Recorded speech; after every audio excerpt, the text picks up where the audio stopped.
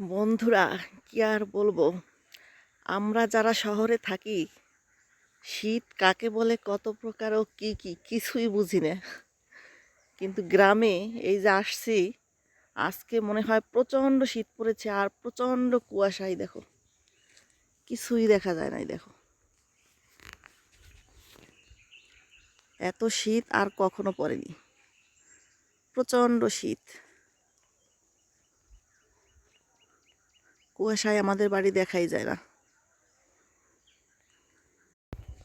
আর একটা জিনিস তোমাদের শেয়ার করছি, এই যে যে জায়গাটা দেখতে পাচ্ছ একদম শুকিয়ে গেছে, ধানের বীজ বপন করেছে। এখানে কিন্তু আমি নৌকা নিয়ে ঘোরাফেরা করছি।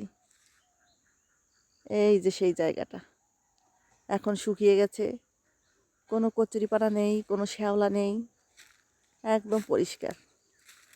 ভাবা যায় জল শুকিয়ে এখন একদম গাছপালায় ভরপুর। এই সেই জায়গাটা।